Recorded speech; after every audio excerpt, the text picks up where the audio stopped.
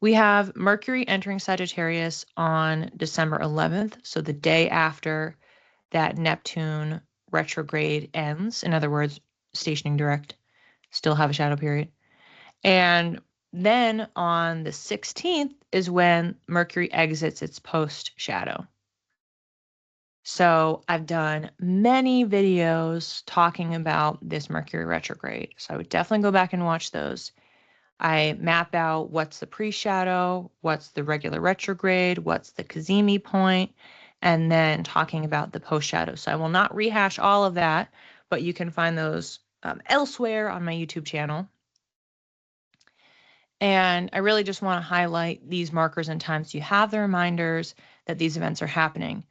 Because this was a retrograde that was crossing the line between two signs, that means that in addition to that normal pattern I was talking about, we also have, somewhere in there, it passes from one sign into the next. So it moves from Scorpio into Sagittarius. So that becomes an additional marker, and that's what's happening on the 11th. So I'll put that in the chat quick. And just cover these other ones here. So we have the Mercury ingress. Again, I already have a video talking about Mercury in Sagittarius before the retrograde, because it initially entered there, hit the degree point of the pre-shadow, 6 degrees. Then the retrograde began. So I have a separate video on Mercury in Sagittarius in retrograde motion. So you can go back and watch that. And then we have the one on the retrograde. Then we have the one in the Cazimi. So we have a lot of different points. And I think I might have had a pre-shadow that was tucked in with another transit. So I have a lot of different videos talking about Mercury in Sagittarius and Scorpio and this whole retrograde business. So this is happening December 11th at 5:40 p.m. Eastern time. And then a few days later, we have it exiting the post-shadow. And again, you'll see when I put this in here, I have the minutes. I put the minutes in there. So the Mercury post-shadow ends on the 16th. Oh, where'd it go? At 12:38 p.m. Eastern time at 6 degrees, 52 minutes. The flavor of the post-shadow changes as Mercury enters Sagittarius. So most of the retrograde took place in Scorpio. So most of the backing up, most of the forward movement and retracing was in Scorpio because it was 29 going back to 20 degrees. But we still have 6 degrees. It's been a while. So whatever comes back up for you as Mercury re-enters Sagittarius, we're looking back some weeks here, like a while. So reviewing, all right, what was coming up when Mercury first entered Sagittarius? And then what's come up during this entire retrograde? We're still in reflection mode. So even though we're in direct motion, we're still wrapping up, we're still retracing the degrees. So things might be popping up again. You may still have some tech issues, but they will hopefully be dissipating. Travel issues, communication issues. The farther and farther we get out from the actual retrograde, the closer that we get to the post-shadow concluding, the clearer-minded we are, the more focused we are, the more things are operating smoothly. Wonderful. So that date is the 16th, where the fog is officially cleared and we can just move through new degrees of Sagittarius and continue to experience that sign and focus on that house area.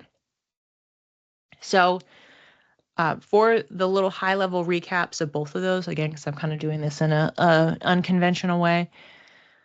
Again, that post-shadow is retracing the first 6 degrees of Sagittarius. The initial pass was in October. So that's the month we want to look back at. Go back to October. And then the retrograde at the beginning of November. So we could be closing the loop on any conversations or anything that came up during that time. Final resolutions to any problems that maybe came up. So we have a nice little clean marker. We hit January 1st, and that is when it's going to enter the next sign, in other words, Capricorn. So in essence, the rest of the year, Mercury will be in Sagittarius from this point. And it will be fully out of the fog starting in the 16th. So from the 16th through the 31st, it will just be regular old Mercury in Sagittarius. So what we can expect broadly for that is our perspective, what we're thinking about, what we're focusing on, what we're paying attention to, talking about, to shift towards bigger picture concepts because Sagittarius is Jupiter ruled, to focus on learning or studying or understanding something, travel, whether we're literally traveling or that we are interested in traveling or we want to plan a trip or we're thinking about other cultures or places or people that live in a totally different way and farther from us, not our neighborhood, in way off in the distance. I mean, we also could be a little bit more playful. I'm going to be getting the info on my work camping job, which I signed the papers on in November. My interviews in October. Misty, yes, perfect example. Perfect example. So you have something related to communication. You have a loop being closed. The process that began back in October progressed, but then you're waiting. Then you were waiting in November. Astrology is fun, love it, but definitely have to know it to understand. Yeah, that's why, again, attending these classes, if you get my 2026 calendar, I have a bunch of info in there too. On my blog, I have all my resources, things written out.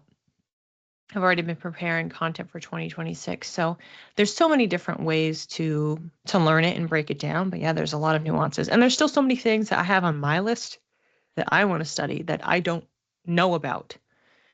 So I'm just sharing the things that I do know. And the more that, the classic, the more that I am teaching it to other people, the more it kind of reinforces or encourages me to learn it.